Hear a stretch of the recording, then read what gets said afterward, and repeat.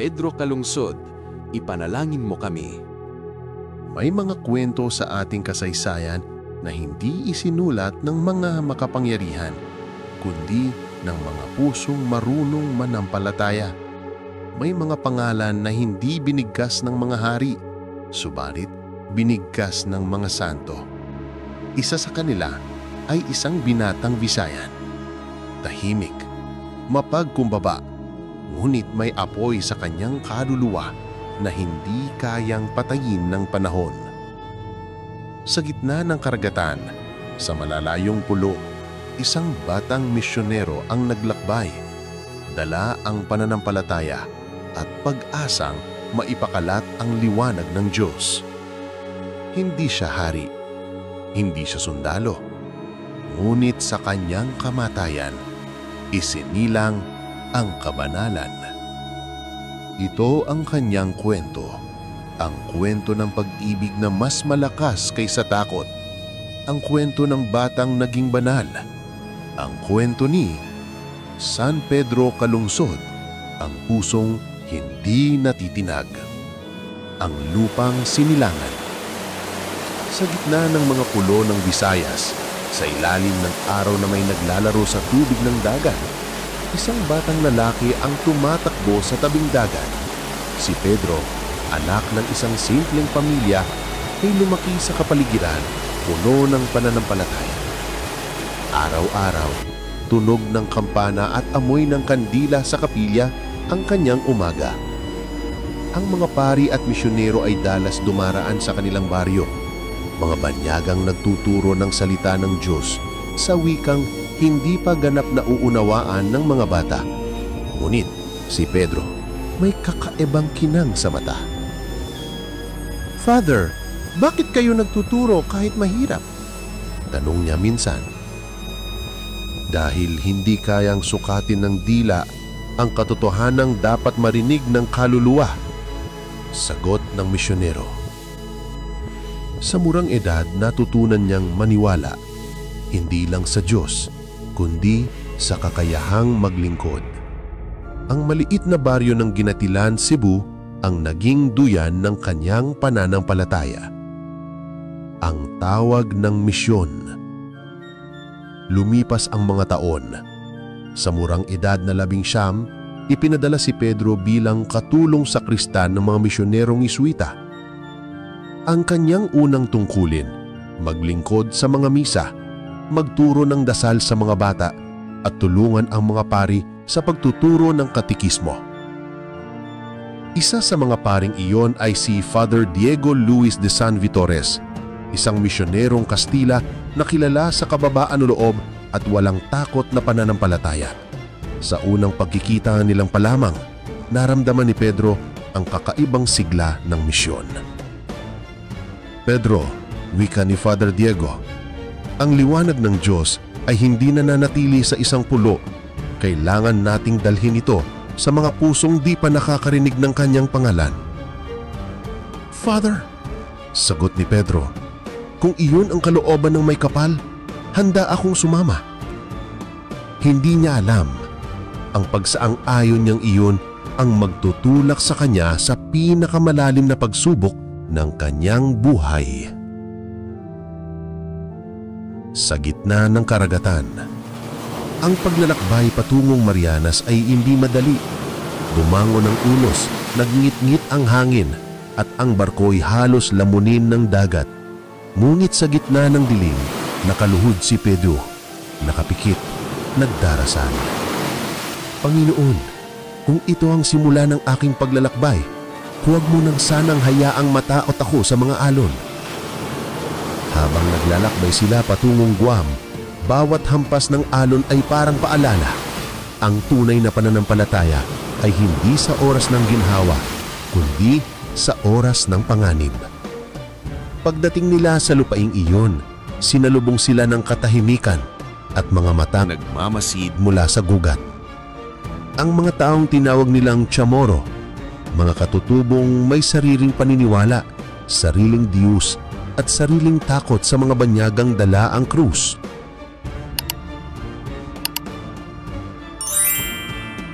Ang misyon sa Guam. Sa Guam, nagsimula ang tunay na misyon. Araw-araw, si Pedro at si Padre Diego ay naglalakad sa mga nayon, bitbit ang krus at katekismo, nagtuturo ng dasal sa mga bata, nagbibinyag, nag-aalay ng gamot at pagkain.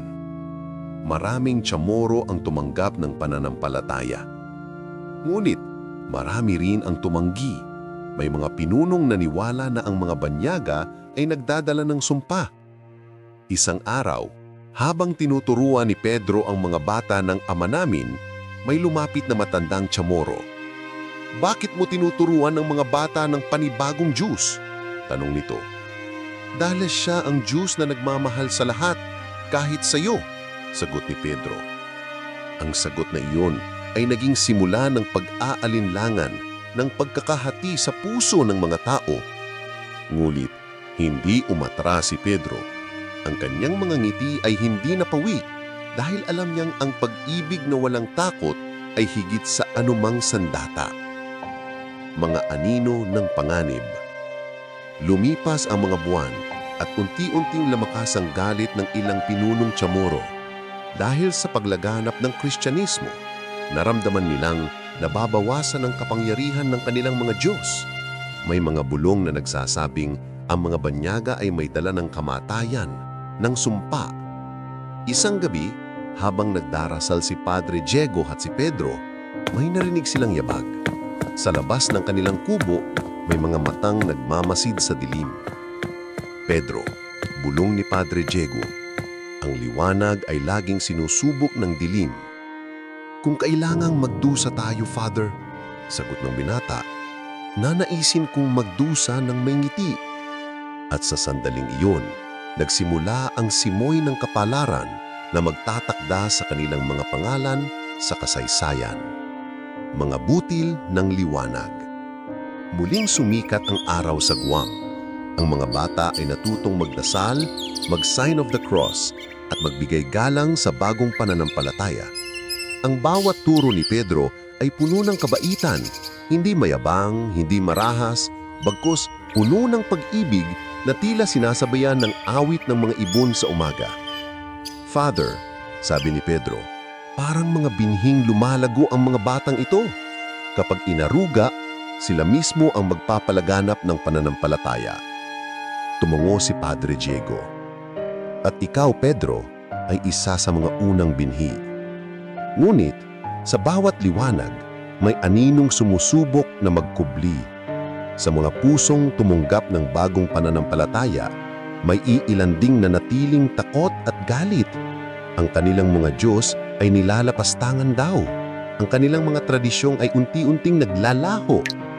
At sa katahimikan ng gabi, nagsimulang magpulong ang mga pinuno ng mga Chamorro. At sa pulong na iyon, binanggit ang isang pangalan, si Pedro Calungsod.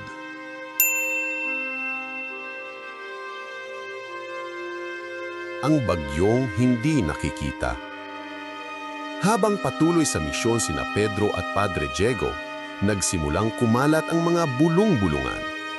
Isang matandang babae ang namatay matapos mabinyagan at ito'y ginamit ng mga kaaway bilang patunay na ang tubig ng binyag daw ay lason at ang mga pari ay mandaraya.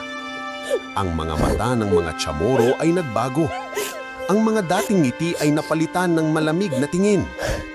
"Father," wika ni Pedro, "nararamdaman kong may darating na panganib." "Huwag tayong matakot, anak," sagot ng pari. "Ang pag-ibig ng Diyos ay mas matatag kaysa galit ng tao.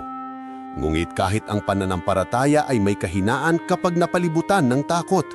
Maging ang hangin ng Guam ay tila mabigat na. At sa bawat hakbang nila, parang may matang nagmamasid, hindi upang matuto, kundi upang maghintay." Ang pagtuturo ng huling binyag. Isang araw ng Abril, 1672, si Padre Diego at si Pedro ay nagtungo sa nayon ng Tumon, dala ang mabuting balita. Isang babae at ang kanyang anak ay nais daw mabinyagan, ngunit hindi nila alam. Sa lilim ng mga puno, may mga matang nag-aabang. Ang mga tauhan ni Matapang, isang pinunong galit sa mga banyaga. Habang binibinyagan ni Padre Diego ang bata, si Matapang ay biglang lumitaw, galit na galit. "Sinisira ninyo ang aming mga Diyos!" sigaw niya. "Hindi kami naninira," sagot ng pari. "Kami nag-aalay ng Diyos na nagmamahal sa lahat." Tumalikod si Pedro upang pigilan ang kaguluhan, ngulit huli na. Ang mga sibat ay itinaas at ang himig ng galit ay pumalit sa dasal ng kapayapaan. "Pedro!" sigaw ni Padre Diego, "tumakbo ka! Hindi ko po kayong iiwan, Father!" Ang kabayanihan ay hindi laging nasusulat sa tula. Minsan ay ito'y nasusulat sa dugo. Ang pagbagsak ng bayani. Sa gitna ng kaguluhan, si Pedro ay tinamaan ng sibat sa dibdib. Tumagilid siya, bumagsak, ngunit ang kanyang mga mata ay nakatingin pa rin sa langit. "Panginoon, tanggapin mo ako." Niyakap ni Padre Diego ang kanyang alagad, umiyak. Ngunit kahit sa huling sandali, ang labi ni Pedro ay tila nakangiti. Ang kanyang dugo ay tumulo sa buhangin at sa lupaing iyon itinatanim ang butil ng pananampalataya. Maging si Padre Diego ay pinatay din. Tinamaan siya ng sibat sa likod at magkasama silang bumagsak. Isang pari at isang batang sakristan, magkasamang nag-alay ng buhay para sa iisang Panginoon. At sa katahimikan pagkatapos ng sigaw, parang may boses na umalingaw-ngaw sa hangin. Ang buhay ay hindi nawawala sa kamatayan. Ito'y muling isinisilang sa liwanag. Matapos ang kamatayan ni Pedro at Padre Diego, maraming taon ang lumipas. Ngunit sa mga pusong naantig ng kanilang kabayanihan, ang pananampalataya ay hindi na namatay. Ang mga Chamorro na minsang nagalit ay unti-unting natutong magmahal sa Diyos na kanilang ipinahayag. At sa paglipas ng panahon, ang pangalan ni Pedro Calungsod ay nagsimulang pabulong na binabanggit sa mga dasal, hanggang ito'y naging sigaw ng pag-asa sa buong mundo. "Hindi ako pari, hindi ako sundalo, ako'y lingkod lamang," tila sabi ng kanyang kaluluwa. "Ngunit sa paglilingkod, natagpuan ko ang tunay na kalayaan." Sa bawat kabataan na may dalang krus, sa bawat misyonerong tumatahak sa bagong lupain, ang diwa ni Pedro ay naroon. Tahimik, madatag, at buhay. Ang katahimikan pagkatapos ng lahat. Pagkatapos ng lahat, katahimikan. Ang dagat ng Guam ay tila nakiramay. Walang salitang naiwanan. Walang katawang nailibing ng may karangalan. Ngunit sa hangin, tila may bulong. Isang paalala na ang kabayanihan ay hindi nangangailangan ng monumento. Sa mga sandaling iyon, isang Chamorro na nakasaksi sa lahat ay lumuhod. Hindi niya maipaliwanag kung bakit siya umiiyak. Ngunit alam niyang may banal na nangyari sa kanyang lupain. Hindi sila kaaway. Sila'y mga alagad ng liwanag. Bulong niya. At mula sa luha ng isang saksi, nagsimulang mabuo ang unang kwento ng isang santo. Ang pag-usbong ng alaala. Lumipas ang mga dekada. Sa mga talaan ng mga Heswita, isinulat ang kwento ng batang Bisayang namatay para sa pananampalataya. Ang kanyang pangalan, Pedro Calungsod, ay unti-unting kumalat sa mga simbahan ng Cebu, Iloilo at Manila. Ang mga pari ay nagturo ng kanyang sakripisyo bilang halimbawa ng kabataang tapat sa Diyos. Ngunit higit pa sa kanyang pagkamatay, mas tumimo sa kanyang kabataan ang tapang ng isang simpleng tao na walang takot sa katotohanan. Ang kabataan ay hindi hadlang sa kabanalan, sapagkat sa puso ng kabataan, doon naninirahan ang wagas na pag-ibig. Sabi ng isang pari, ang pangalan ni Pedro Calungsod ay parang binhing tumubo sa bawat puso ng mga Pilipinong may pananampalataya. At sa bawat misa, ang kanyang alaala ay nagiging dasal.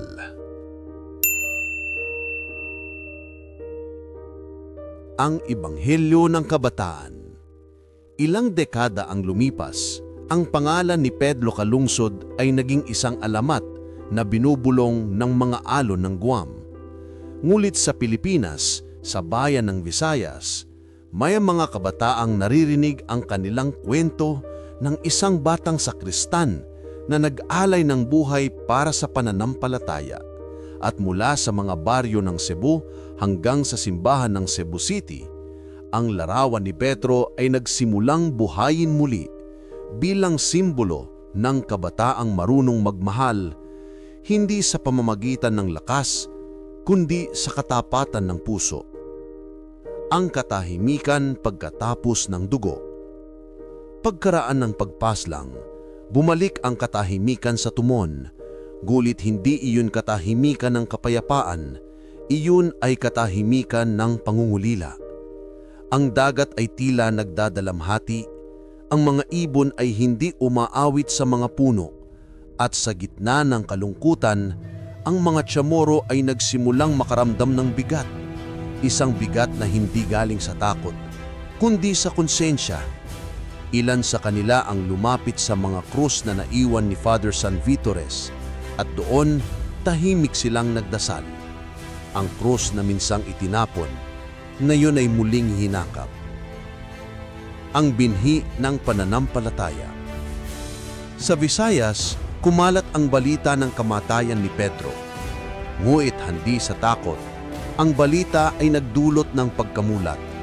Isang kabataang tulad nila, nag-alay ng buhay para sa pananampalataya. At sa mga pamilyang Visayan, nagsimulang mabuo ang mga dasal. Pedro Calungsod, ipanalangin mo kami. Walang imahin, walang simbahan, ngunit may pananalig na itinanim ng dugo. Ang binhi ng pananampalataya ay unti-unting umusbong, at sa bawat kwento ng mga pari at misyonero, ang pangalan ni Pedro ay parang lihim na awitin ng pag-asa. Ang panawagan ng mga himala. Pagkaraan ng mahigit 3 siglo, ang pangalan ni Pedro ay muling narinig. Sa mga simbahan, sa mga dasal, sa mga panaginip ng mga may sakit. May mga himalang iniulat, isang may sakit na gumaling matapos manalangin sa kanyang pangalan. Isang batang nalunod na nabuhay muli matapos banggitin ang Pedro Calungsod, tulungan mo kami. Ang simbahang Katolika ay nagsimulang magtanong, sino ba talaga ang batang ito na pinili ng langit? At sa bawat patotoo ng mga himala, ang tinig ni Pedro ay muling bumabalik, hindi bilang alaala, kundi bilang buhay na patotoo ng pananampalataya. Ang landas patungong kabanalan. Taong 2000, ang Vatikano ay naglabas ng pahayag. Si Pedro Calungsod, isang martir mula sa Pilipinas, ay idedeklara bilang beato, isang hakbang bago ang pagiging santo. Sa araw ng beatifikasyon, ang simbahang na San Pedro sa Roma ay napuno ng mga Pilipino. May dala silang bandila, dasal at luha ng kagalakan. Isang tinig ang umalingaw-ngaw, Pedro Calungsod, biyato ng kabataan. Ngunit, sa likod ng mga seremonya, ang diwa ni Pedro ay nanatiling simple. Isang kabataang nag-alay ng puso, hindi dahil gusto niyang maging santo, kundi dahil minahal niya ang Diyos ng buong katapatan. Ang muling pagkabuhay ng pananampalataya. Nang ideklara siyang Santo Pedro Calungsod noong April 21, 2012, ang buong Pilipinas ay nagsaya. Ngulit higit sa lahat, muling nabuhay ang diwa ng kabataang may tapang at pananampalataya. Mula sa mga paaralan hanggang sa mga simbahan, ang mga kabataan ay muling tinuruan ng kahulugan ng sakripisyo, ng katapatan at ng pag-ibig na hindi naghihantay ng kapalit. Sa bawat batang nag-aalay ng dasal bago matulog, Sa bawat kabataang naglilingkod sa simbahan, naroon si Pedro, hindi bilang larawan sa altar, kundi bilang inspirasyon na ang kabayanihan ay hindi kailangang laging makita, sapagkat ito ay madalas tahimik, totoo at banal. Hindi alam ni Pedro na magiging santo siya. Wala siyang iniwang liham o pangalan sa kasaysayan. Ang iniwan niya lamang ay halimbawa. Ang lihim ng kanyang kabayanihan ay hindi sa lakas, kung hindi sa katahimikan ng loob. Wala siyang pinangarap na gantimpala, ang tanging hangarin niya ay maglingkod. Sa mga sandaling yon, ang mundo ay tila nakakalimot sa mga tahimik na nagmamahal. Ngunit sa langit, ang mga ganitong puso ay tinatandaan magpakailanman. Ang panata ng kabataan. Minsan, tinatanong ng mga kabataan, paano magiging banal sa mundong puno ng tukso at kaguluhan? At tila sumasagot si Pedro sa pamamagitan ng halimbawa, maging tapat, maging totoo, maging handa sa sakripisyo kahit walang nakatingin. Hindi kailangang maglakbay sa malalayong lupain upang magmisyon. Ang tunay na misyon ay nagsisimula sa puso, sa pagtulong, sa pagdamay, sa pag-ibig na walang kondisyon. Ang mensahe sa makabagong panahon. Sa panahon ng social media at mabilis na pagbabago, ang mga alaala ni Pedro ay paalala ng mga bagay na hindi nagbabago. Ang dangal, ang pananampalataya, at ang kabutihang walang hanggan. Ang kabayanihan ngayon ay maaaring nasa simpleng gawa. Isang kabataang pinipiling maging tapat, isang manggagawang nagsisikap ng marangal, isang pamilyang nagmamahalan kahit sa hirap. Si Pedro ay hindi lang kwento ng relihiyon. Siya ay salamin ng kakayahang ng taong magmahal ng totoo kahit sa harap ng kamatayan. Ang liwanag sa gitna ng kadiliman.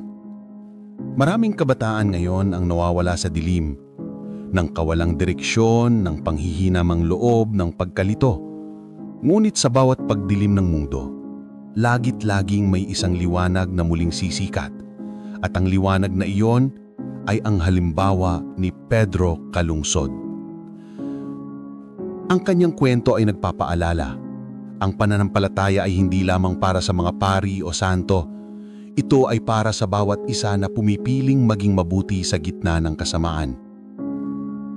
Ang alon ng walang hanggan. Kung susuriin mo ang dagat ng Guam ngayon, maririnig mo pa rin ang mga alon. Mga alon na tila binubulong ang pangalan ni Pedro. 300 taon na ang lumipas, ngunit ang kanyang kwento ay patuloy na dumadaloy mula sa isla ng Pacific hanggang sa puso ng bawat Pilipino. Ang kanyang dugo ay naging binhi, ang kanyang dasal ay naging awitin, at ang kanyang sakripisyo naging alon na hindi kailanman humihinto. Ang kabayanihan ni Pedro Calungsod ay paalala na kahit ang isang ordinaryong kabataan ay kayang baguhin ang mundo sa pamamagitan ng pananampalataya, pag-ibig at katapatan. Ang mga himala sa panahon ng makabago. Sa ika-21 siglo, ang pangalan ni Pedro Calungsod ay muling sumikat hindi lamang sa simbahan kundi sa puso ng mga modernong Pilipino. May mga OFW na nagdarasal sa kanya bago sumakay ng eroplano, mga estudyanteng humihingi ng gabay bago ang pagsusulit, at mga may sakit na humihiling ng lakas ng loob sa gitna ng karamdaman. Ang himala, marahil, ay hindi palaging kislap ng ilaw o paggaling ng sugat. Minsan, ito ay kapayapaang dumarating sa gitna ng unos. At doon, naroroon si Pedro.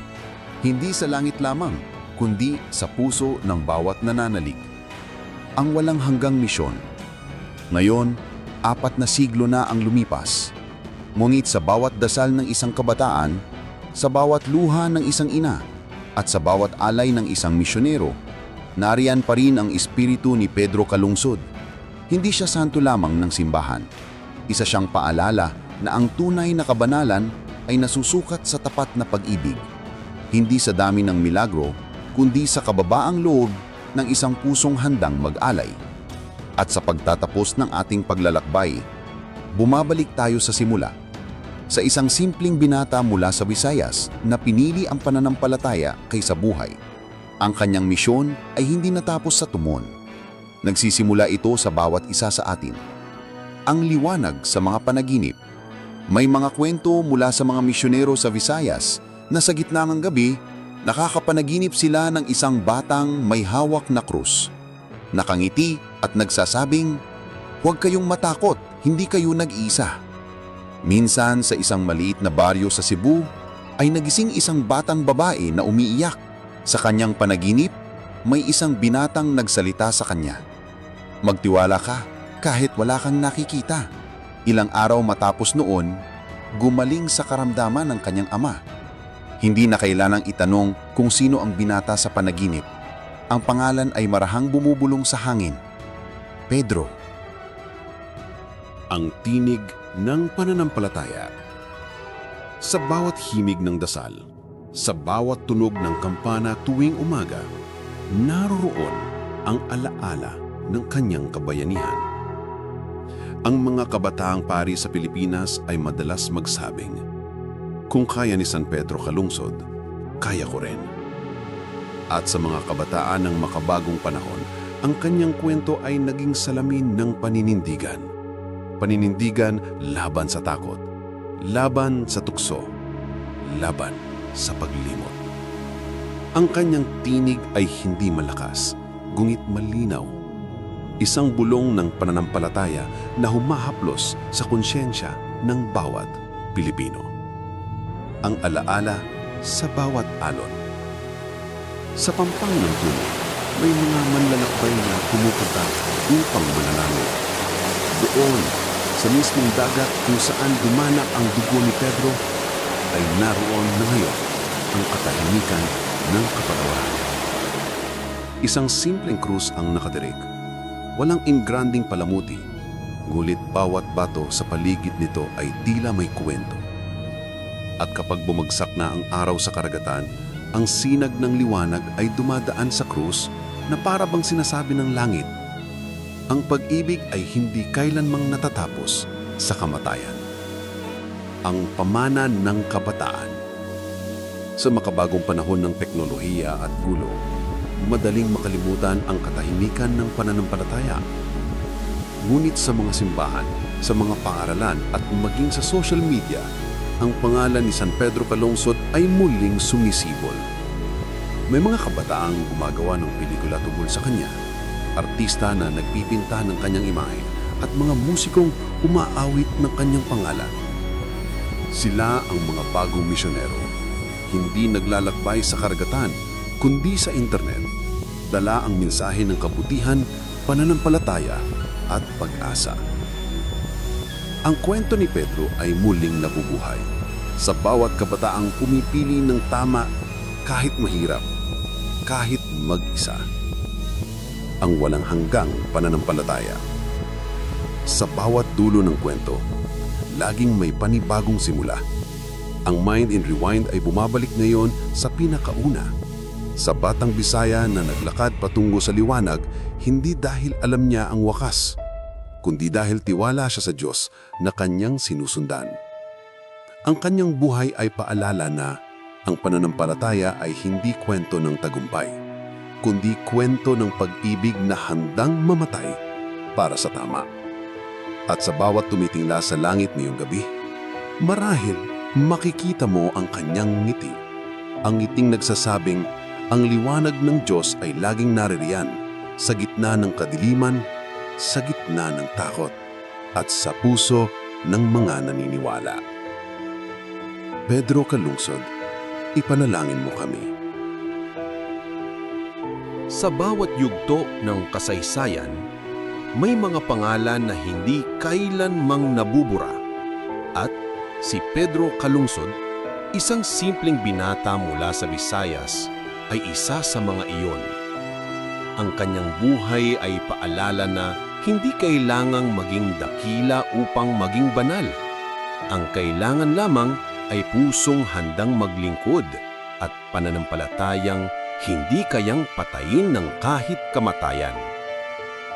Kung naramdaman mo ang liwanag ng kanyang kwento, huwag kalimutang i-like, i-share at mag-subscribe upang hindi mo makaligtaan ang mga susunod pang paglalakbay ng ating Mind in Rewind.